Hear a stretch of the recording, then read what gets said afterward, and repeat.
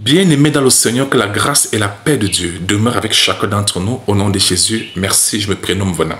Toujours avec deux mains posées sur le cœur, que j'aimerais effectuer avec vous le partage de la parole de Dieu sur un sujet particulièrement intéressant, une thématique particulièrement intéressante qui fait d'ailleurs l'origine, qui est d'ailleurs à l'origine de plusieurs créations des églises, des ministères à travers le monde entier, alors que la chose n'a pas été bien comprise. C'est ça le problème. Il s'agit même de quoi? Il s'agit de diversité des ministères et cette affaire de 5 ministères où les gens font référence d'Éphésiens 4, le verset 11, où le Seigneur parle de pasteur, de l'apôtre, prophète, pasteur, évangélique, docteur. On dit que ce sont les 5 ministères. Bien aimé, je tiens d'abord à faire comprendre que c'est complètement faux. Il n'existe aucun verset biblique qui parle de 5 ministères. C'est l'homme qui a interprété ça. C'est l'interprétation de l'homme. Ça n'a rien à voir avec la vérité. Même dans le contexte d'Éphésiens 4, 11 là, qu'on va relire tout à l'heure, il n'est pas écrit 5 ministères. C'est l'homme qui a inventé cela pour justifier les créations de multiples ministères aujourd'hui qui confondent le monde entier aujourd'hui. Nous allons voir de quoi est-ce que Dieu parle. Amen. Nous allons bien comprendre ces versets. Si le sujet vous intéresse, suivons la suite. Amen. Tout commence d'abord par 1 Corinthiens 12, chapitre 12, comme je l'ai dit. Lisons le verset 4 et 5, il est écrit. Il y a diversité de dons, mais le même esprit. Ça veut dire que l'esprit de Dieu a tous ces dons-là. Celui qui a l'esprit de Dieu a tous les dons à lui, même si les dons ne se manifestent pas encore. Même si tous les dons ne se manifestent pas encore, tous ces dons sont dans le Saint-Esprit. As-tu Christ? As-tu le Saint-Esprit? Tous les dons sont en toi. Même si tu ne manifestes pas encore tout cela, y compris dans le parlant en d'autres langues. Ah oui. Colossiens 3, le verset 11. Christ est tout et en tous. Colossiens 2, le verset 10. Nous avons tout pleinement en lui. Amen. Tous ceux qui n'expriment pas encore d'autres langues, vous avez tout cela en vous en ayant l'Esprit de Dieu, en ayant Christ en vous, car Christ est tout et en tous. Nous avons tout pleinement en lui. Est-ce que c'est d'abord clair de ce côté-là? Très bien. Nous continuons donc avec le verset 5. Il dit, diversité de ministères, mais le même Seigneur. Dans les têtes des gens, il parle directement d'Éphésiens 4, 11, où on parle des ministères apostoliques. Il n'y a pas de ministère apostolique là-bas. Non, non, ce n'est pas écrit comme ça. S'il vous plaît, n'allons pas au-delà de ce qui est écrit. Selon comme c'est écrit dans 1 Corinthiens 4, verset 16. 1 Corinthiens 4, le verset 6. Ne pas aller au-delà de ce qui est écrit. Proverbe 30, le verset 6 déclare, n'ajoute rien à ces paroles, de peur qu'ils ne te reprennent et que tu ne sois trouvé menteur. Ce n'est pas l'interprétation humaine de la parole de Dieu que nous suivons, c'est la parole de Dieu telle qu'elle est écrite. C'est comme c'est ça que nous suivons. Il ne faut pas qu'on nous embrouille. Amen. Donc, les diversités des ministères dont Dieu parle, nous allons vous montrer dans la même Bible des 5 ministères dont Dieu Paul parlait dans 1 Corinthiens 12. Vous avez compris? On va voir cela tout à l'heure. Mais revenons d'abord remettre les gens dans le contexte d'Éphésiens chapitre 4, le verset 11. Est-ce que c'est bon? Suivons. Nous prenons donc Éphésiens chapitre 4 pour lire le contexte. Nous commençons le verset 7. Il est écrit. Mais à chacun de nous, on parle de ceux qui sont le Seigneur.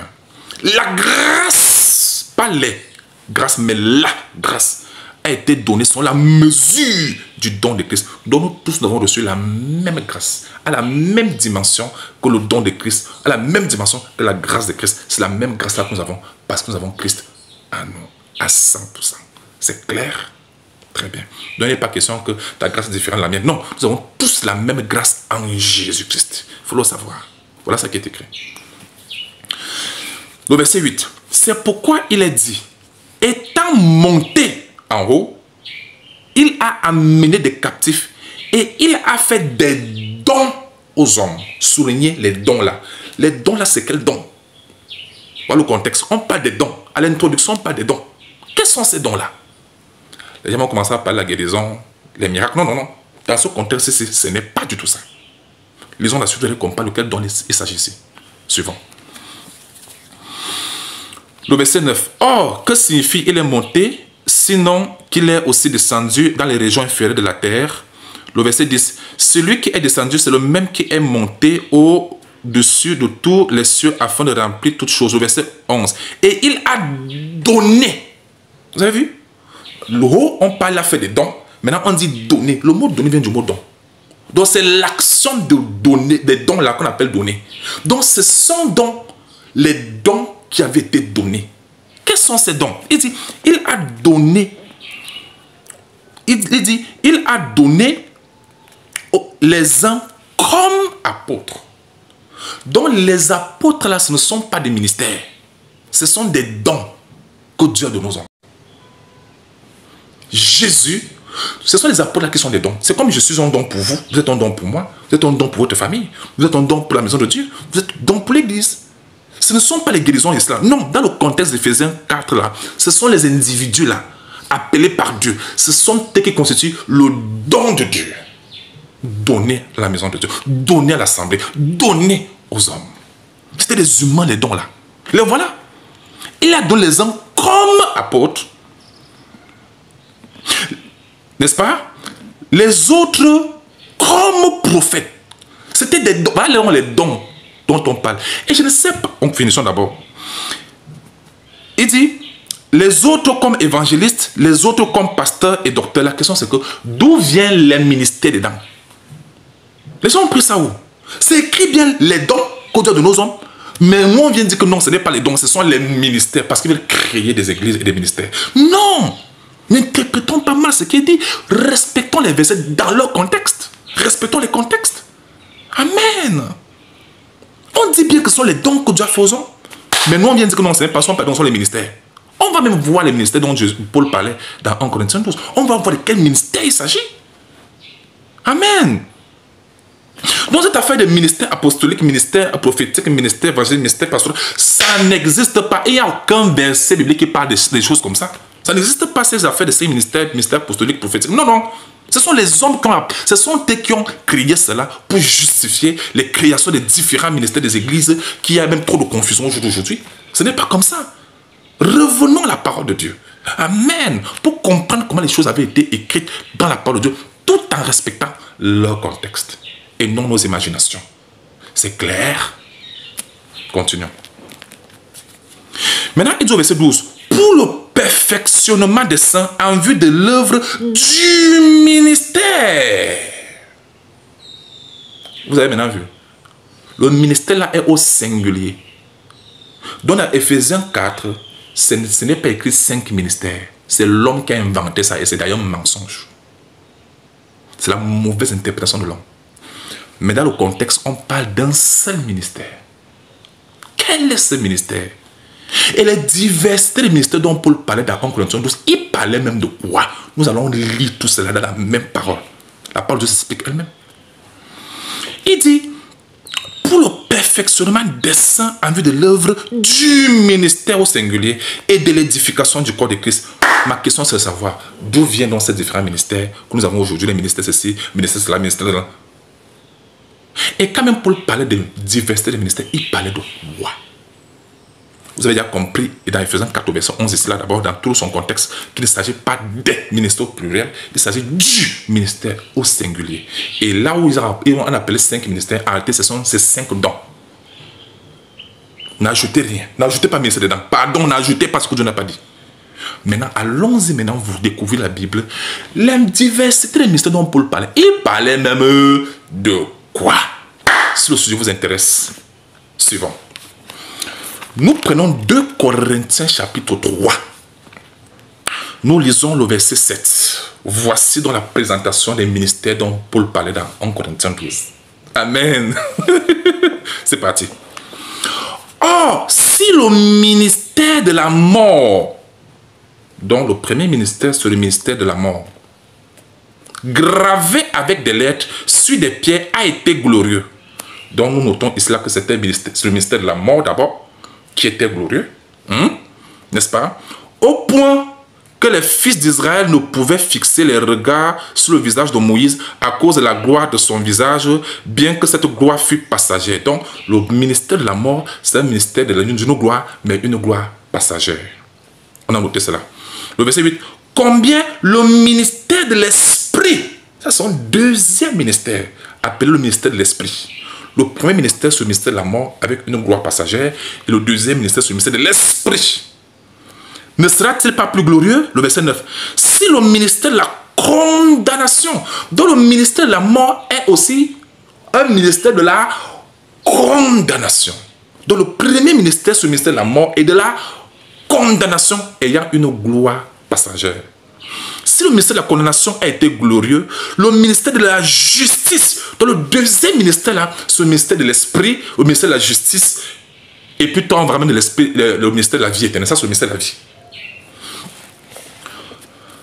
Nous continuons. Il dit, si le ministère de la condamnation a été glorieux, le ministère de la justice est beaucoup supérieur en gloire. Donc, le ministère de l'esprit, le deuxième ministère, donc il y a donc deux ministères. Il y a le ministère de la mort, la condamnation, et il y a une gloire passagère. Et il y a le ministère de l'esprit, de justice, ayant une gloire éternelle. Question. De ces deux ministères-là, ressortons les caractéristiques du premier ministère, le ministère de la mort et la condamnation. Les gens ont opéré dans ces ministères. Et quelles sont les caractéristiques de ces ministères, de ce qui se passait dans ce premier ministère? Je n'ai pas bien du ministère de la mort et la condamnation. Ressortons les caractéristiques du ministère de la mort et la condamnation. 1. On a parlé de Moïse. Moïse était un prophète du Seigneur. Donc, ça veut dire que là-dedans, opéraient les prophètes. Les vrais prophètes du Seigneur ont opéré dans le ministère de la mort et de la condamnation. Ils ont opéré des miracles. Ils ont divisé la mer. Toute leur prophétie était une prophétie authentique qui venait de Dieu. Mais tout ça, c'était au ministère de la mort et de la condamnation. Ils ont ressuscité les morts là-bas. Ah oui, Élie avait ressuscité les morts, vous ne savez pas. Élisée avait ressuscité un enfant mort. Mais tout cela, c'était la mort et la condamnation. Bref, tout cela renvoie ici à l'ancienne alliance. Amen. Ce que les gens ignorent, c'est que même le roi David, les rois font partie des éléments qui sont entrés dans le ministère de la mort et de la condamnation. Salomon, avec tous ses milliards, toutes ses richesses, il entre toujours dans le ministère de la mort et de la condamnation, qui est l'ancienne alliance. Amen. Et ceux qui étaient là n'étaient jamais devenus des enfants de Dieu. Ils n'étaient que des serviteurs, mais pas encore d'enfants. Parce que personne ne pouvait devenir enfant de Dieu tant que Christ n'avait pas encore coulé son sang à la croix. Et dans ce ministère-là, il y a le péché et la mort qui régnaient. Et là, pas qu'on appelle la mort et la condamnation. Donc, qu'importe ce qu'ils faisaient là-dedans, ils étaient tous morts et condamnés. Car tous ont péché et sont privés de la gloire de Dieu. Et aucun d'eux n'avait la vie éternelle. Pour votre information. Et quand ils sont tous morts, ils sont tous allés au sujet des morts. Au sein d'Abraham. Personne n'était monté au ciel, Jésus a dit. Jean 3. Vous pouvez lire cela. Le verset 8, le verset 13. Personne n'est monté au ciel. Personne n'était monté au ciel. Tous ceux qui ont opéré dans le ministère de la mort, de la condamnation, personne n'est monté au ciel. C'est pas tout.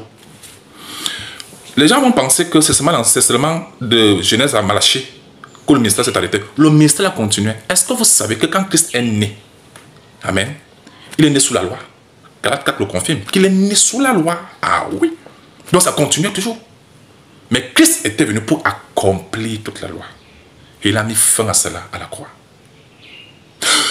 Maintenant, tu vas me dire, et les apôtres alors? Les apôtres ne sont pas devenus apôtres dans le ministère de l'esprit de vie. Parce que là, on va voir tout à l'heure. Parce que le ministère de l'esprit, c'est Jésus-Christ qui a commencé cela. Et il a inauguré cela par sa mort et sa résurrection. C'est à partir de la raison de Jésus-Christ que l'esprit, que le ministère de l'esprit a vu le jour. Surtout quand le Saint-Esprit est descendu sur eux. C'est là où le Seigneur a dit, l'esprit du Seigneur, il a dit, allez attendre à Jérusalem, vous recevez une puissance. Acte 1, le verset 8. Vous recevez une puissance. L'esprit de Dieu se venant sur vous. Et vous serez mes témoins. Il n'a pas dit que vous serez les témoins de Jéhovah. Non, mais les témoins de Jésus. Jusqu'aux extrémités de la terre. Acte 1, le verset 8. Lisez bien. Ce ne sont pas les témoins de Jéhovah.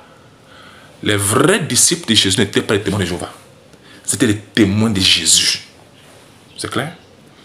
On va voir tout à l'heure les caractéristiques du ministère de la vie. On va voir le ministère de l'esprit et de la justice. On va voir ça tout à l'heure.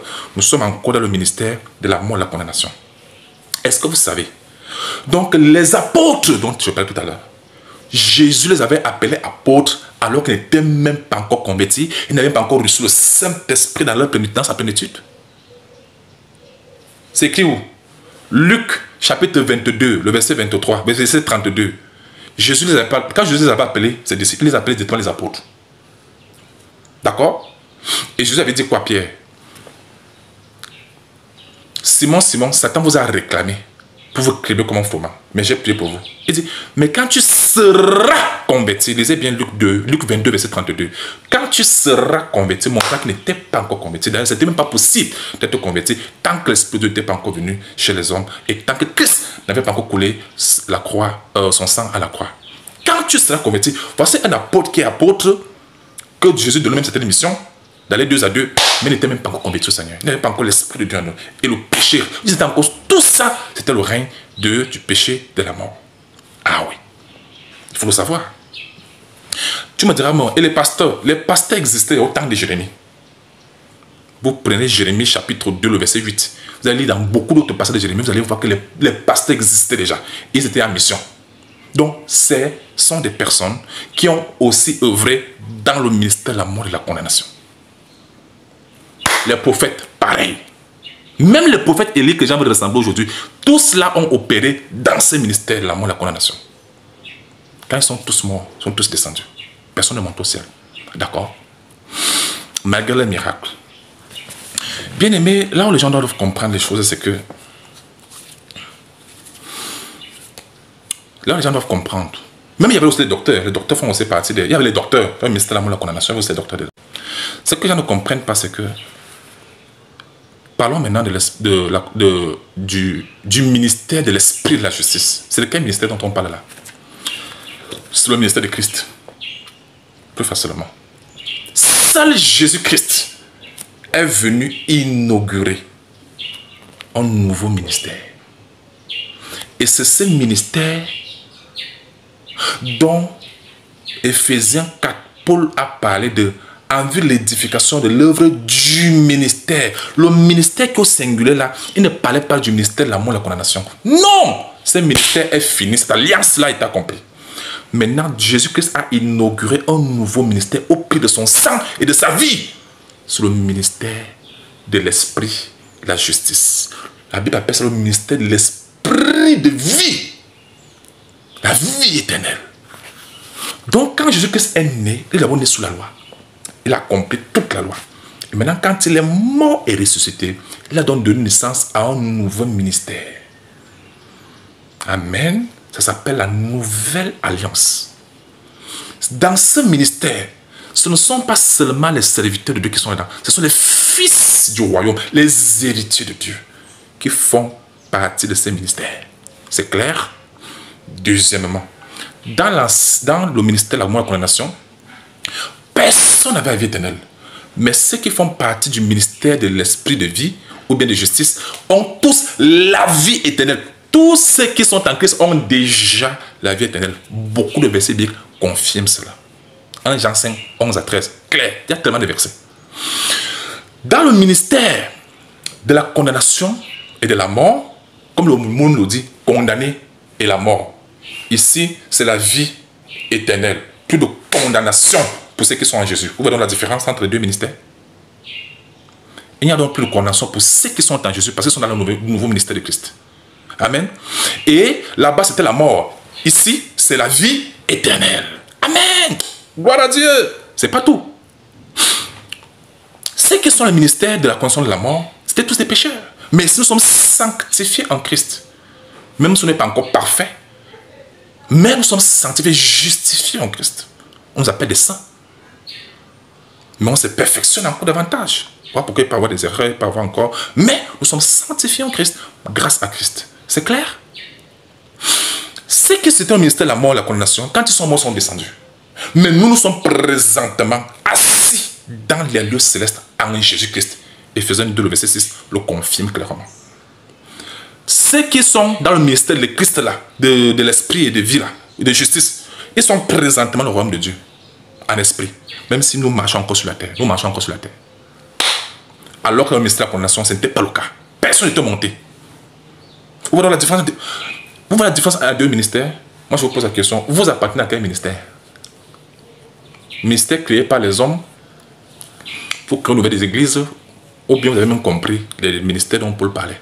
Voici les deux ministères dont Paul parlait de diversité des ministères. C'est deux ministères.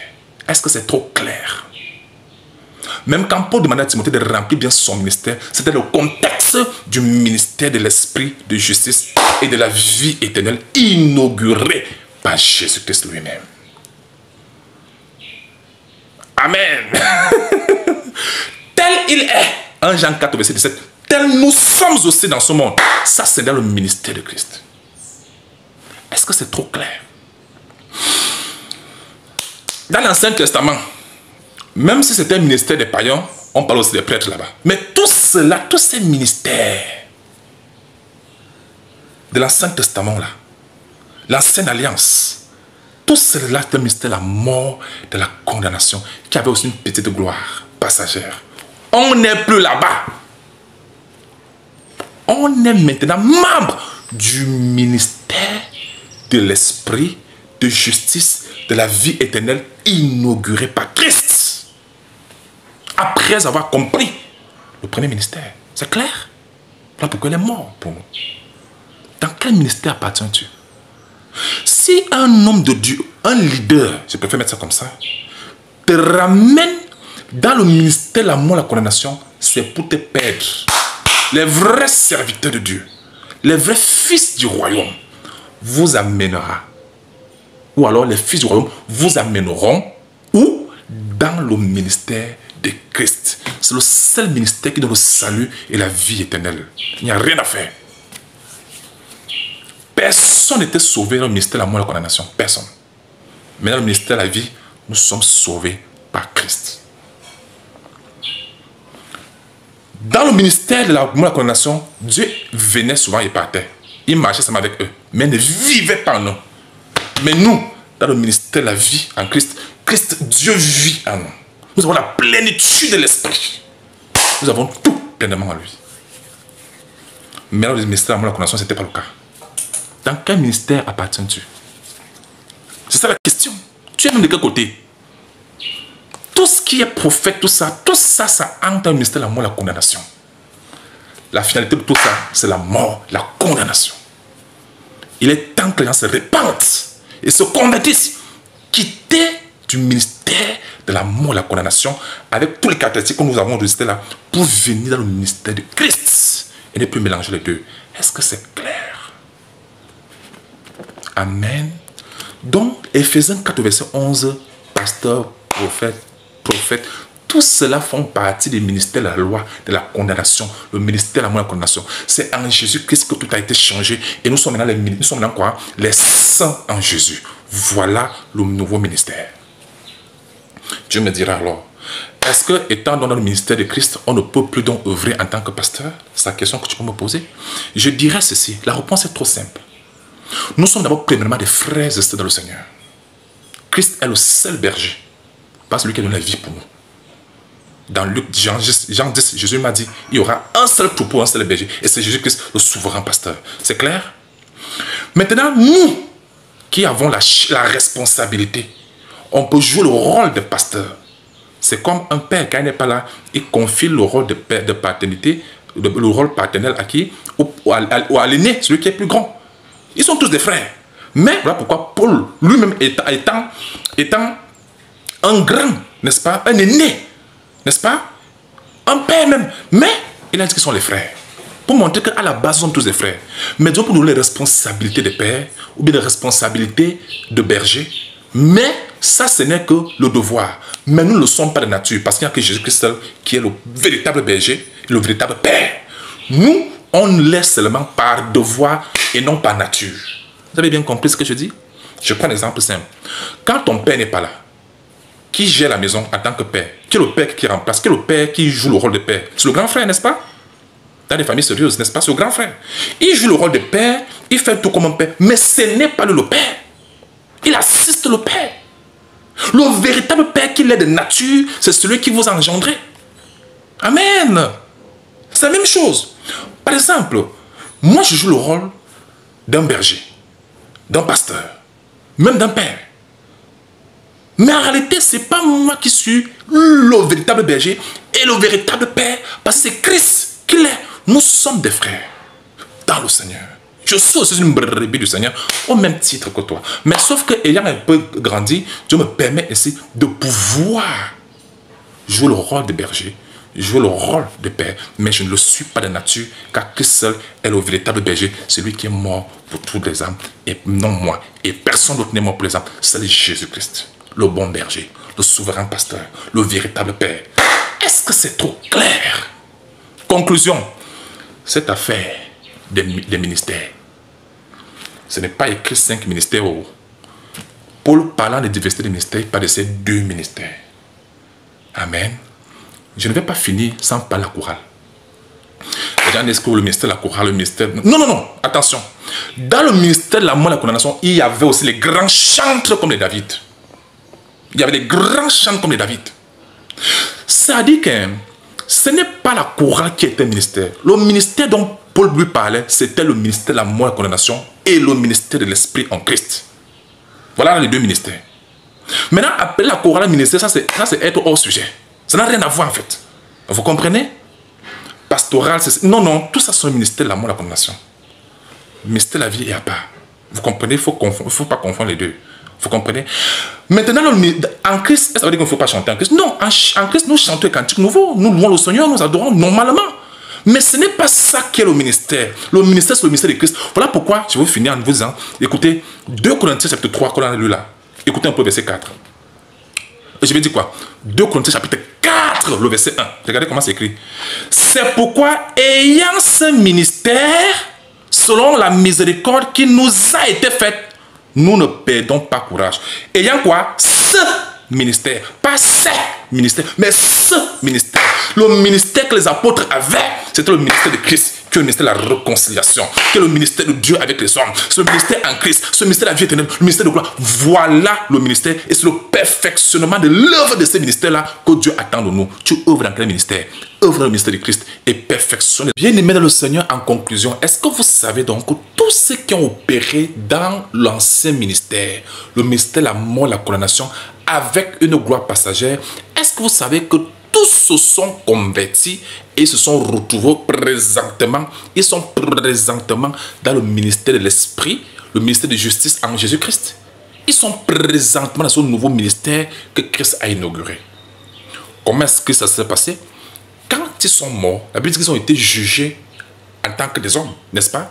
Et quand Christ est mort, il est allé dans le séjour des morts pour aller justement prêcher l'évangile, car l'évangile a aussi été prêché aux morts, afin qu'après avoir été jugés comme des hommes, qu'ils vivent aussi en Jésus-Christ. 1 Pierre chapitre 4, le verset 6 est clair. Même 1 Pierre chapitre 3, 18 à 21 montre même que ceux qui étaient rebelles au temps de Noé, Christ est aussi là prêcher l'évangile. Donc tous ceux qui ont opéré dans l'ancienne alliance ont reçu l'évangile et sont présentement dans la nouvelle alliance, dans le nouveau ministère inauguré par le Jésus-Christ. Ils sont aujourd'hui des saints, les héritiers de Dieu. C'est pourquoi quand Christ est ressuscité des morts, il est ressuscité avec eux tous ceux qui ont cru dans l'ancienne alliance.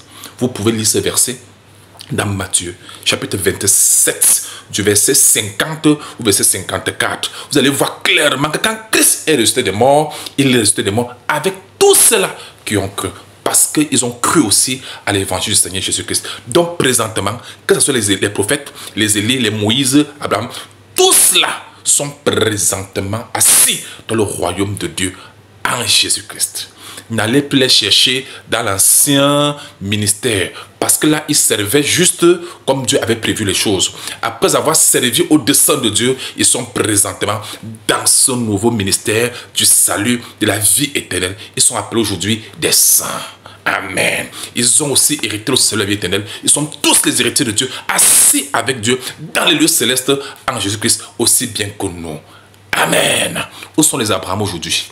Où sont les Moïse aujourd'hui? Où sont les prophètes aujourd'hui? Où sont les rois aujourd'hui? Où sont les sacrificateurs? Où sont les Lévites? Où sont toutes ces personnes dans l'Ancien Testament? Ils se trouvent présentement dans le ministère de Christ, qui est le ministère du salut et de la vie éternelle. C'est ce qu'ils recherchaient.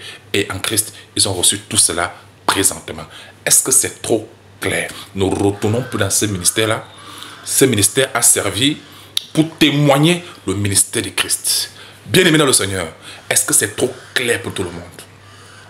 À tous ceux qui sont en train de vous conduire, rassurez-vous qu'ils sont en train de vous conduire dans le ministère de l'Esprit, le ministère de la vie éternelle, le ministère de justice, qui est le ministère de Christ inauguré par Christ. C'est ça la nouvelle alliance.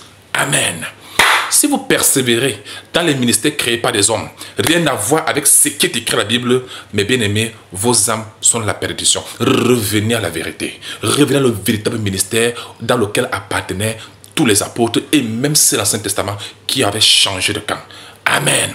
Ayant accompli le dessein de Dieu dans l'Ancien Testament, maintenant, ils se retrouvent maintenant dans le lieu du repos. Ils sont maintenant dans le ministère de Christ, dans les lieux célestes. Amen. Avec nous. Est-ce que c'est trop clair? Que Dieu vous bénisse. Toutes vos questions et les préoccupations sont les bienvenues. Ciao.